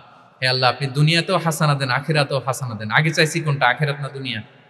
রব্বানা আতিনা ফিল আখিরাতি হাসানা ওয়া ফিদ দুনিয়া হাসানা, এরকম নাকি রব্বানা ফিদ দুনিয়া হাসানা? দেখেন, দুনিয়াটা আগে, দুনিয়াটা আগে। সো ব্যালেন্স, এই ভারসাম্য রাখাটা, আমি আলোচনা শুরুই তো করেছি ওয়াসাতিয়া, মানে ভারসাম্যপূর্ণ। ইসলামের নেচারটা হচ্ছে ব্যালেন্সড অ্যাপ্রোচ। এটা আমরা এই হাদিস থেকে শিখতে পারি। আমাদের অনেকেরই এটাতে ঘাটতি আছে, অনেক জ্ঞানী, অনেক স্কলার, অনেক তার কিছু, কিন্তু তার মধ্যে ভারসাম্য এবং পরিমিতি বোধ নাই। পরিমিতি বোধ, ভারসাম্য, ব্যালেন্স লাইফস্টাইল, এটা অনেকে অ্যাডপ্ট করতে পারে না। এটা বছরের পর বছর সাধনা করতে হয়, অ্যাডপ্ট করে নিতে হয় নিজের সাথে। তাহলে 7 নাম্বার হচ্ছে, কাউকে শুধরে দিতে চাইলে আপনি কিভাবে শুধরে দিবেন, এটা আমরা জানলাম। তাকে সবার সামনে লজ্জা দিয়ে শুধরে দেওয়া যাবে? তাহলে কৌশলে তাকে শুধরে দিতে হবে। পারা যাবে তো ইনশাআল্লাহ? 8 নাম্বার হচ্ছে, এটা দায়ীদের জন্য অনেক বড় রিমাইন্ডার। সেটা হচ্ছে, আমরা যে দাওয়া দেই, এটা খেয়াল রাখতে হবে। আমি যা বলি ওটা সবার আগে অ্যাপ্লাই করতে হবে নিজের মধ্যে। আমরা অনেক সময় এটা করে ফেলি যে ভালো একটা হাদিস শুনলে, কোরআনের আয়াত শুনলে, একটা কিছু শুনলে মনে করি যে এগুলো এই সবার জন্য, মানে এটা বাদ, এখান থেকে শুরু। লাইনটা এখান থেকে শুরু, এইখান থেকে যারা আছে এই সবাই এগুলো পালন করবে, আমি এটার বাইরে। দেখবেন যার সাথেই কথা বলেন তার কোনো সমস্যা, তার দোষ, তার কিভাবে সেলফ ডেভেলপমেন্ট, আত্মোন্নয়ন, আত্মশুদ্ধি, শুদ্ধাচার, এগুলো নিয়ে কথা নাই। খালি বলি যে কি সমস্যা রে ভাই সমাজে, জানেন শেষ হয়ে গেল দেশটা। তারপর রাজনীতিতে সমস্যা, সমাজে সমস্যা, হুজুরদের মধ্যে সমস্যা, ওদের মধ্যে সমস্যা, শুধু সমস্যা, মানে উনি সব জায়গায় সমস্যা দেখতে পায়। কিন্তু বেসিকলি আপনি যখন সমস্যা নিয়ে কথা বলবেন, সবার আগে খেয়াল করতে হবে যে ওই সমস্যায় আমি আক্রান্ত কিনা। আমরা কেন যেন অন্যকে কাঠগড়ায় দাঁড় করাতে বেশি পছন্দ করি, কিন্তু নিয়ম হচ্ছে নিজেকে বারবার কাঠগড়ায় দাঁড় করানো, যে আমি ঠিক করতেছি কিনা, আসলে আমার মধ্যে শুদ্ধাচার আছে কিনা, আমার লেনদেন ঠিক আছে কিনা, আমার মধ্যে সততা আছে কিনা, do I live a decent life, আমি যা বলি আমি তা করি কিনা। এটা অনেক সময় আমরা ভুলে যাই। আমরা যা বলি সেটার জন্য আগে আমরা নিজে আমল করতে পারি। আল্লাহ তৌফিক দান করুন। আল্লাহ তাআলা বলছেন, ইয়া আইয়ুহাল্লাযীনা আমানু লিমা তাকুলুনা মা লা তাফআলুন, কেন তুমি সেটা বলো যেটা তুমি করো না, কেন সেটা বলো। সো আমরা যদি দাওয়া কাজ করতে চাই, আমি যে দাওয়াটা দিব বা নাসিহাত দিব বা বার্তাটা রাখবো, সবার আগে যেন এটা নিজের দিকে, ওই তীর যেন নিজের দিকে থাকে, যে না এটা আগে তোমার জন্য, আগে তুমি পালন করো, পাশাপাশি এটা সবার জন্য, এটা যেন আমরা করি। আল্লাহর হাবিব সাল্লাল্লাহু আলাইহি ইসলামের জীবনে যদি আমরা দেখি তাহলে দেখবো উনি যা বলতেন ওটা নিজে আগে বেশি করতেন। আল্লাহু আকবার। উনি ইবাদতের কথা বলতেন, আল্লাহর সামনে নিজেকে সঁপে দেওয়ার কথা বলতেন। আর নিজেকে কিভাবে সঁপে দিতেন দেখেন, তিনি যখন দোয়া করতেন নিজেকে ছোট করতে করতে তিনি আল্লাহরে বলতেন, আল্লাহুম্মা ইন্নী আবদুক ওয়া ইবনু আবদিক ওয়া ইবনু আমাতিক নাসিয়াতি বিয়াদিক, হে আল্লাহ আমি আপনার দাস, আল্লাহ আমি দাসের ঘরের দাস, দাসীর ঘরের দাস। মানে আমার পিতা আব্দুল্লাহ আপনার দাস, আমার মা আমিনা আপনার দাসী। সো আমরা সবাই আপনার গোলামের ঘরের গোলাম। এর চেয়ে তুচ্ছ, ছোট, নগণ্য করে কি আর আল্লাহর সামনে নিজেকে পেশ করা যায় বলেন? এরপর তিনি বলতেন, নাসিয়াতি বিয়াদিক, আল্লাহ আমার মাথার চুলের ঝুঁটি আপনার হাতের মুঠোয়। মাথার চুলের ঝুঁটি হাতের মুঠোয় মানে কি, আপনি ডানে টান দিলে আমি ডানে যেতে বাধ্য, আপনি বাঁয়ে টান দিলে মানে আমার আর কিছু নেই, আল্লাহ সব সঁপে দিলাম আপনার কাছে। কিভাবে নিজেকে তিনি সঁপে দিতেন। তাহাজ্জুদের সালাতে যখন রাতে দাঁড়াতেন, আম্মা জান আয়েশা রাদিয়াল্লাহু তাআলা আনহা বলেন, দাঁড়িয়ে থাকতে থাকতে পা দুইটা ফুলে যেত এরকম, হাত্তা তাতাফাত্তারা কদামা, খুব কষ্ট হতো আল্লাহ রাসূল সাল্লাল্লাহু আলাইহি ওয়াসাল্লামের। আম্মা জান আয়েশা বলতেন, ইয়া রাসূলুল্লাহ ক্বাদ গুফিরা লাকা মা তাকদ্দামা মিন যামবিকা ওয়া মা তাআখার, আল্লাহ তো বলেছেন আপনার সব গুনাহ মাফ, গুনাই তো নাই, তাও ঘোষণা সব গুনাহ মাফ, এত কষ্ট নিজের দেহের উপর নিজে কেন দেন? আল্লাহর হাবিব সাল্লাল্লাহু আলাইহি ওয়াসাল্লাম বলতেন, আফালা উহিব্বু আন আকুনা আবদান শাকুরা, হে আয়েশা এটা ঠিক আল্লাহ আমাকে মর্যাদা দিয়েছেন, কিন্তু আমি কি শুকরগুজার বান্দা হতে চাইবো না? আল্লাহর নেয়ামতে যে আমি ভেসে বেড়াই, আল্লাহর নেয়ামতে যে আমি বেঁচে আছি, আল্লাহর অনুগ্রহের কারণে যে আমার এত সম্মান, সে আল্লাহর প্রতি আমি কি নিজেকে পেশ করব না? আফালা উহিব্বু আন আকুনা আবদান, আমি কি শুকরগুজার হব না? আমার রোলটা তো আমাকে প্লে করতে হবে, আমাকে তো উজাড় করে আমার রবের সামনে আমাকে উপস্থাপন করতে হবে। দেখেন, শুধু বলতেন না, করে দেখাতেন। রাতের সালাতে যখন কিয়ামুল লাইল করতেন, কাঁদতে কাঁদতে দাড়ি ভিজে যেত, কাঁদতে কাঁদতে হাত্তা বাল্লাল আরদা হাত্তা বাল্লা লিহিয়াতাহু হাত্তা বাল্লা হাজরাহু, কাঁদতে কাঁদতে জুব্বা ভিজে যেত। সিজদায় পরে যখন থাকতেন কাঁদতে কাঁদতে জমিন ভিজিয়ে ফেলতেন আল্লাহর হাবিব সাল্লাল্লাহু আলাইহি ওয়াসাল্লাম। এভাবে নিজেকে আল্লাহ তাআলার সামনে পেশ করতেন। সো আমরা যারা দাওয়া অঙ্গনে কাজ করি, এটা খুব পিচ্ছিল পথ, এটা খুবই পিচ্ছিল। আমাদের খেয়াল রাখতে হবে যে আমি যা বলি এটা আমি করি কিনা। এটা দায়ীদের জন্য চ্যালেঞ্জিং। সে নিজে একটা ডিসেন্ট লাইফ লিড করা, তার নিজের মধ্যে সততা থাকা, নৈতিকতা থাকা, মোরালিটি, এথিক্স, ভ্যালিউজ নিয়ে যে আমরা বলি, ওই ভ্যালিউজের প্র্যাকটিস যেন আমাদের মধ্যে থাকে। আল্লাহ তাআলা আমাদেরকে তৌফিক দান করুক, আমরা পড়ি আমিন। 9 নম্বরে হচ্ছে কনসিডারেট হওয়া। রাসূল সাল্লাল্লাহু আলাইহি ওয়াসাল্লাম খুবই কনসিডারেট ছিলেন, এটা খুব গুরুত্বপূর্ণ, খেয়াল করে শুনুন। কনসিডারেট মানে খুব উচ্চ বিবেকবোধ সম্পন্ন ব্যক্তিত্ব, খুব বিবেকবোধ সম্পন্ন। আমাদের অনেকের মধ্যে এটা, আমাদের অনেকের সেন্স কাজ করে না। আল্লাহর হাবিব সাল্লাল্লাহু আলাইহি ওয়াসাল্লাম he was a man of 6 senses, 6টা সেন্স ওনার কাজ করতো। সুবহানাল্লাহ, সুবহানাল্লাহ। কথা বলতেছেন, ওদিকে কি হচ্ছে, ওদিকে সব একসাথে এট এ গ্ল্যান্সে তিনি মেনটেন করতেন। সুবহানাল্লাহ। তো এই উচ্চ বিবেকবোধ সম্পন্ন হইতে হবে দায়ীদের। রাসূল সাল্লাল্লাহু আলাইহি ওয়াসাল্লাম একবার নামাজ পড়াচ্ছেন, পিছনে বাচ্চার কান্নার আওয়াজ, নামাজ ছোট করে দিয়েছেন, একেবারে ছোট, শর্ট করে সিজদা, রুকু, মানে যতটুকু না হলেই না, অতটুকু করে নামাজ শেষ। জিজ্ঞেস করা হলো কেন? বললেন যে আমি দেখলাম একটা ছোট বাচ্চা কাঁদছে, এই বাচ্চার মায়ের বোধহয় খুব কষ্ট হয়ে যাচ্ছে পেছনে, বাচ্চাটাকে সামলাতে মহিলাদের প্রেয়ার হলে মাটার বোধহয় খুব কষ্ট হচ্ছে, এজন্য আমি নামাজটা একটু শর্ট করে দিয়েছি। সুবহানাল্লাহ। আমরা নামাজে দাঁড়ালে দিন দুনিয়ার হুঁশ নাই, কি হচ্ছে না হচ্ছে না, আপনার সব খেয়াল রাখতে হবে কি হচ্ছে। You are a leader, you are a দাঈ, আপনাকে এটা খেয়াল রাখতে হবে। রাসূল সাল্লাল্লাহু আলাইহি ওয়াসাল্লাম এরকম উচ্চ বিবেকবোধ সম্পন্ন লোক ছিলেন। মুআয ইবনে জাবালকে এক জায়গার মদিনার পাশেই ইমাম করে পাঠালেন, ইমাম। তো ওই এলাকার মুসল্লিরা ছিলেন শ্রমজীবী। কি জীবী? শ্রমজীবী। ওনারা উট দিয়ে পানি নিয়ে খেজুর গাছে পানি সেচ দিত, তারা খুব কষ্ট করে সারাদিন। তো উনি মাগরিবের নামাজে একদিন নামাজ শুরু করলেন, আল্লাহু আকবার বলে সূরা ফাতিহার পরে উনি সূরা বাকারা শুরু করলেন। কোন সূরা? কোরআনের সবচাইতে ছোট সূরা নাকি? হ্যাঁ, আয়াত কত? সবচাইতে বড় সূরা।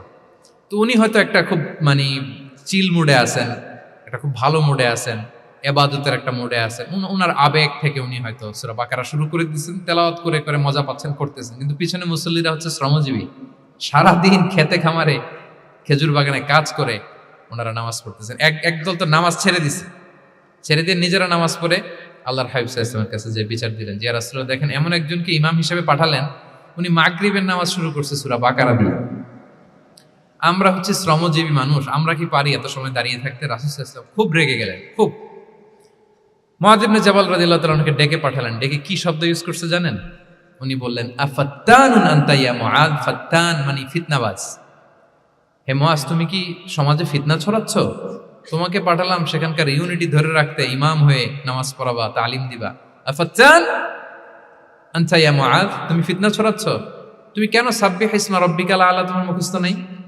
ওয়াশ-শামসি ওয়া দুহাহা মুখস্থ নাই? হাদিসে দুইটা সূরার কথা, যে এই সাইজের সূরাগুলো পারো না, তুমি এগুলো দিয়ে নামাজ পড়াও যাতে ওদের কষ্ট না হয়। ওরা তো শ্রমজীবী সাহাবী, ওদের দিকে তো তোমার খেয়াল রাখতে হবে, কনসিডারেট হতে হবে। সুবহানাল্লাহ। দেখেন রাসূল সাল্লাল্লাহু আলাইহি ওয়াসাল্লাম ইমামকে এনে শাসন করলেন, বুঝিয়ে বললেন যে না, তোমাকে ছোট ছোট সূরায় নামাজ পড়াতে হবে যাতে করে কষ্ট না হয়। এবং রাসূল সাল্লাল্লাহু আলাইহি ওয়াসাল্লাম কাউকে কোনো দায়িত্ব দিয়ে কাজে পাঠালে ওনার বিখ্যাত একটা বাণী তিনি বলে দিতেন। আমার ভেরিফাইড যে ফেসবুক পেজের কভার ফটোতে দেখবেন এই হাদিসটা দেয়া। সেটা হচ্ছে তিনি কাউকে কোনো দায়িত্ব দিয়ে পাঠালে তিনি বলতেন, বাশশিরু ওয়ালা তুনাফিরু, ইয়াসসিরু ওয়ালা তুআসসিরু।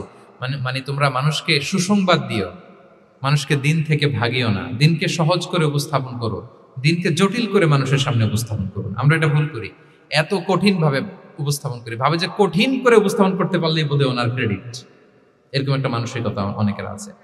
কোনো মুফতি যদি এমন কোনো ফতুয়া দেয় যেটা সমাজের অধিকাংশ মুসলিম চেষ্টা করেও মানতে পারতেছে না, কঠিন হয়ে যাচ্ছে, তার মানে something is missing in the ফতোয়া, something is missing in the legal opinion, and the মুফতি should revise the issue again and again. তাকে আরও মুফতিদের সাথে রিভাইজ করতে হবে, আরও কিভাবে জীবন ঘনিষ্ঠ করে মাসালাটা দেয়া যায়, তাকে এটা ভাবতে হবে। কারণ আল্লাহ দিনের মধ্যে জটিলতা রাখেননি, কাঠিন্যতা রাখেননি। আমরা দিনকে কঠিনভাবে মানুষের কাছে উপস্থাপন করি, মানুষকে ভয় দেখাই, আমরা হতাশ করি, দিন থেকে ভাগাই। রাসূল সাল্লাল্লাহু আলাইহি ওয়াসাল্লাম বলেছেন, খবরদার দিন থেকে ভাগিও না, সহজ করে মানুষের কাছে উপস্থাপন করো, দিনকে জটিল করে মানুষের কাছে উপস্থাপন করবে না। তো তাহলে কনসিডারেট ছিলেন রাসূল সাল্লাল্লাহু আলাইহি ওয়াসাল্লাম, খুব উচ্চ বিবেকবোধ সম্পন্ন ব্যক্তি ছিলেন। একবার মাগরিবের সালাতে অথবা এশার সালাতে হাদিসে এসেছে যে ইহদা সলাতাইল ইশা, মানে মাগরিব অথবা এশায়, হাসান হুসাইন রাদিয়াল্লাহু তাআলা আনহুমাকে নিয়ে তিনি নামাজে গেলেন। নামাজের এক পর্যায়ে সেজদারত অবস্থায় ওনার নাতি হাসান রাদিয়াল্লাহু তাআলা আনহু ওনার কাঁধের উপরে চেপে বসলেন, দীর্ঘ সেজদা দিলেন। এরপর যখন নামাজ শেষ করলেন, সাহাবারা বললেন, ইয়া রাসূলুল্লাহ, এত লম্বা সেজদা দিতে তো কখনো দেখি নাই, নামাজে কি অসুস্থ হয়ে গেলেন নাকি? অথবা নামাজ চলা অবস্থায় কি কোরআনের আয়াত নাজিল হলো নাকি? রাসূল সাল্লাল্লাহু আলাইহি ওয়াসাল্লাম বললেন, কুল্লু যালিকা লাম ইয়াকুন, একটাও না, বরং ওয়ালাকিন নাবনি ইতাহালানি, আমার নাতি আমার কাঁধে উঠছিল। ফাকারিহতু আন উআজ্জিলাহু হাত্তা ইয়াকদিয়া হাজাতা, আমি সেজদায় উঠতে গেলেই তো ও যে খেলতেছে এটা ডিস্টার্ব হয়ে যাবে, সো ওর যতক্ষণ না ওর খেলা শেষ না হয় আমি একটু ওয়েট করতেছিলাম। তার খেলাধুলা শেষে তার সময় যখন হয়েছে, নেমে গেছে, আমি তখন সেজদা থেকে মাথা উঠিয়েছি। কি কনসিডারেট ছিলেন দেখেন, কি উচ্চ বিবেকবোধ সম্পন্ন, অন্যের যাতে কষ্ট না হয়, অন্যের যে কোনো কনসার্ন, এগুলো সব তিনি খেয়াল রাখতেন। সো দাঈদের এরকম সিক্স সেন্সের অধিকারী হওয়ার চেষ্টা করতে হবে। আল্লাহ তাআলা আমাদেরকে তৌফিক দান করুন। কয়টা গেল? 9টা। আর একটা সর্বশেষ, এটা খুব গুরুত্বপূর্ণ, আপনাদের সাথে খুব রেলেভেন্ট। সেটা হচ্ছে প্রপার টাইমিং ফর দাওয়া। দাওয়ার জন্য টাইমিংটা খুব গুরুত্বপূর্ণ। প্রপার টাইমে যদি দেন, ওটা ক্লিক করবে, ওটা স্পার্ক করবে। আর যদি সময় মতো না হয়, ওটা কাজ করবে না। প্রপার টাইমে প্রপার দাওয়াটা দিতে হয়, সঠিক সময়ের অপেক্ষা করা, যখন সেই সময়টা আসছে তখন দাওয়া দেওয়া। বুঝতে পেরেছেন না ব্যাপারটা? একটা ছোট্ট উদাহরণ দেই। এক ইহুদি কিশোর রাসূল সাল্লাল্লাহু আলাইহি ওয়াসাল্লামের খেদমত করতো। ইহুদি কিশোর, কোন ধর্মের কিশোর বলেন তো? ইহুদি কিশোর প্রায় আসতো, রাসূল সাল্লাল্লাহু আলাইহি ওয়াসাল্লামের কাছে আসতো, রাসূল সাল্লাল্লাহু আলাইহি ওয়াসাল্লামের সেবা করতো, কিন্তু তাকে কখনো রাসূল সাল্লাল্লাহু আলাইহি ওয়াসাল্লাম দিনের দাওয়াত দেননি। ছেলেটা ইহুদি, কিন্তু তার সামনে কখনো দিনের দাওয়াত তিনি দেন নাই। তো একদিন দেখে যে ওই ছেলে আসে না, লাগাতার এরকম কয়েকদিন যাবত ওই ছেলে আর আসে না। তখন রাসূল সাল্লাল্লাহু আলাইহি ওয়াসাল্লাম খোঁজ নিলেন যে কি হয়েছে। তখন রাসূল সাল্লাল্লাহু আলাইহি ওয়াসাল্লাম শুনতে পেলেন যে ছেলেটা অসুস্থ। ছেলেটা কি অসুস্থ? আল্লাহর হাবিব সাল্লাল্লাহু আলাইহি ওয়াসাল্লাম তার বাসায় গেলেন, যে দেখলেন যে ইহুদি ছেলেটা বিছানায় পড়ে কাতরাচ্ছে, পাশে ছেলেটার বাবা। রাসূল সাল্লাল্লাহু আলাইহি ওয়াসাল্লাম তার মাথায় হাত বুলিয়ে দিলেন, তার খোঁজ খবর নিলেন। এবার রাসূল সাল্লাল্লাহু আলাইহি ওয়াসাল্লাম বললেন, আসলিম, মানে ইসলাম ধর্ম গ্রহণ করো। ফানাযারা ইলা ওয়াজহি আবি, ইহুদি ছেলেটা তার বাবার চেহারার দিকে তাকালো, দেখি আব্বা কি বলে। বাবা যেহেতু দাঁড়ায় আছে, ফানাযারা ইলা ওয়াজহি আবি, বাবার চেহারার দিকে মুমূর্ষু ছেলেটা বাবার চেহারার দিকে তাকালো। তো বাবা বলল, আতি আবুল কাসিম, মানে আবুল কাসিম যা বলে তাই শোনো। রাসূল সাল্লাল্লাহু আলাইহি ওয়াসাল্লামের বড় ছেলের নাম ছিল কাসিম, ফলে ওনাকে আবুল কাসিম বলে মদিনাতে ডাকা হতো। আমাদেরও তো বড় ছেলে বা বড় মেয়ের নাম ধরে ডাকে না? ধরেন যে আপনার বড় ছেলের নাম আব্দুল্লাহ, তো আপনারা বলে আব্দুল্লাহর বাবা। রাসূল সাল্লাল্লাহু আলাইহি ওয়াসাল্লামকে মদিনায় বলা হতো কাসিমের বাবা। তো ছেলেটা যখন বাবার চেহারার দিকে তাকালো, বাবা বলল, আতি আবুল কাসিম, তুমি আবুল কাসিমের অনুসরণ করো, যা বলে তাই শোনো। ছেলেটা তখন পড়তে আরম্ভ করলো, আশহাদু আল্লা ইলাহা ইল্লাল্লাহ ওয়া আশহাদু আন্না মুহাম্মাদুর রাসূলুল্লাহ, মানে মুসলিম হয়ে গেল। রাসূল সাল্লাল্লাহু আলাইহি ওয়াসাল্লাম ইহুদিদের ঘর থেকে বের হয়ে আসলেন আর বললেন, আলহামদুলিল্লাহিল্লাযী আনকাযাহু মিনান নার, বুখারীর বর্ণনা। প্রশংসা সে আল্লাহর, যে আল্লাহ এই ছেলেটিকে জাহান্নাম থেকে মুক্তি দিয়ে জান্নাতি বানিয়ে নিলেন।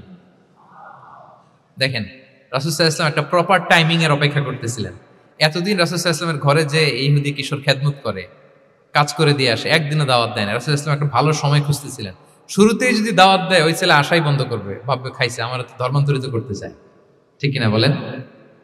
যে আমার একটা ফেইথ আছে, সে তো আমার ফেইথ কেড়ে নিতে চায়, বা তার বাবাও ভয় পাবে। রাসূল সাল্লাল্লাহু আলাইহি ওয়াসাল্লাম যখন অনেকদিন তার সাথে মিশলেন, রাসূল সাল্লাল্লাহু আলাইহি ওয়াসাল্লামের ব্যক্তিত্ব, রাসূল সাল্লাল্লাহু আলাইহি ওয়াসাল্লামের কথা বার্তা, আচরণ, মানসিকতা সব দেখে যখন এই ইহুদি ছেলে, তার বাবা ইমপ্রেসড, এবং ছেলেটা শুয়ে আছে বিছানায় মুমূর্ষ, এই প্রপার একটা টাইমিং এর অপেক্ষায় রাসূল সাল্লাল্লাহু আলাইহি ওয়াসাল্লাম ছিলেন। যখনই সেই সময়টা এসেছে, রাসূল সাল্লাল্লাহু আলাইহি ওয়াসাল্লাম দাওয়াত দিলেন, মুহূর্তের মধ্যে ক্লিক। আল্লাহু আকবার। এই প্রপার টাইমিং এর অপেক্ষা আমাদেরকে করতে হবে। এই সুযোগটা কিন্তু আপনাদের আছে। আমি শুরুতেই বলেছি যে ডক্টরস যারা, তাদের কাছে মানুষ কখন আসে? সুদিনকালে না দুর্দিনকালে? বলেন, তার বিপদ এর চেয়ে বড় বিপদ নাই। ক্যান্সার নিয়ে আসছে, ডায়াবেটিক্স নিয়ে আসছে, অসুস্থ, অসহায়, মানে ভাবখানা এমন, আপনি ছাড়া তার আর কোনো গতি নেই। ঠিক কিনা বলেন? এই প্রপার টাইমে যখন আপনি মনে করবেন যে now it's high time to give দাওয়া, জাস্ট ডু ইট। যখন মনে করবেন যে না, এখন একটা সুন্দর সময়, এখন বললে এটা কাজে দিবে, ওই সময়টাকে আপনি কাজে লাগান। তাহলে দাওয়া মেথোডোলজি সর্বশেষ পয়েন্ট হচ্ছে প্রপার টাইমিং ফর দাওয়া। যখন দাওয়া দিলে কাজে লাগবে, ঠিক তখন দিতে হবে। কি পারা যাবে তো ইনশাআল্লাহ? আল্লাহ তাআলা আমাদের সবাইকে তৌফিক দান করুন। তাহলে প্রিয় ভাইয়েরা, আমি একটু রিভাইজ করি আপনাদের সাথে কি কি নিয়ে কথা বললাম। প্রথমে আমরা বলেছি যে আমাদের মধ্যমপন্থী হইতে হবে, বাড়াবাড়িও করা যাবে না, ছাড়াছাড়িও করা যাবে না। আমরা কোথায় থাকবো? মাঝামাঝি। এরপরে আমরা বললাম ওরাল দাওয়ার চেয়ে প্র্যাকটিক্যাল দাওয়া, লিভিং দায়ী হইতে পারলে ওইটার ইফেক্ট অনেক বেশি। এরপর আমরা আল্লাহর হাবিব সাল্লাল্লাহু আলাইহি ওয়াসাল্লামের সিরা এবং সুন্নাহ থেকে 10টা মেথোডোলজি, দাওয়া মেথোডোলজি আলোচনা করেছি। তার প্রথমটা ছিল ভেরি সফট অ্যান্ড মাইল্ড, দাওয়া ল্যাঙ্গুয়েজটা সফট অ্যান্ড মাইল্ড হতে হবে। 2 নাম্বার, কোশ্চেন থ্রো করতে হবে অ্যাটেনশন ড্র করার জন্য। 3 নম্বরে, visual explanation to make the দাওয়া মোর ইফেক্টিভ অ্যান্ড প্রোডাক্টিভ। তারপরে 4 নাম্বার, গ্রাজুয়ালিটি, ধীরে ধীরে, ধাপে ধাপে, একবারে সব চাপিয়ে দেওয়া যাবে না। 5 নম্বরে, ইমোশনাল ইন্টেলিজেন্স ইউজ করতে হবে। 6 নম্বরে, ফুল অফ লাভ, দাওয়া should be full of love. 7 নম্বরে, কাউকে শুধরে দিতে চাইলে লজ্জা দিয়ে অন্যের সামনে শুধরে দেওয়া যাবে না, রাসূল সাল্লাল্লাহু আলাইহি ওয়াসাল্লাম যেভাবে শিখিয়েছেন ওইভাবে কারেক্ট করতে হবে। 8 নম্বরে, দাওয়া should be applied in yourself, আগে নিজের মধ্যে। 9 নম্বরে, কনসিডারেট হইতে হবে, উচ্চ বিবেকবোধ সম্পন্ন। 10 নম্বরে, প্রপার টাইমিং, ঝোপ্প যে কোপ, বাংলা একটা কথা বলে না, কি বলে? ঝোপ্প যে, তার মানে সময় মতো। সময়ের এক ফোর, অসময়ের সময় মতো যখন আপনি মনে করবেন it's high time to give দাওয়া, ডু ইট, এটা করেন। এইভাবে আল্লাহ রাসূল সাল্লাল্লাহু আলাইহি সাল্লামের দাওয়া মেথোডোলজি ফলো করে যদি আমরা দাওয়া কাজ করি, দাওয়াটা প্রোডাক্টিভ হবে এবং খুব ইফেক্টিভ হবে। আশা করি আল্লাহর হাবিব সাল্লাল্লাহু আলাইহি ইসলামের এই যে দাওয়া মেথোডোলজি এবং এটা কিভাবে আমাদের সাথে রেলেভেন্ট হতে পারে, কিভাবে এটাকে আমরা ইফেক্টিভ করতে পারি আর প্রোডাক্টিভ করতে পারি, এ ব্যাপারে আপনারা একটা মোটামুটি ধারণা পেয়েছেন। আল্লাহ তাআলা আমাদের সবাইকে কথাগুলো বুঝার ও আমল করার তৌফিক দান করুন। হাযা মা ইনদি ওয়াল ইলমু ইনদাল্লাহি আলাইহি তাওয়াক্কালতু ওয়া ইলাইহি উনীব। আসসালামু আলাইকুম ওয়া রাহমাতুল্লাহি ওয়া বারাকাতুহু।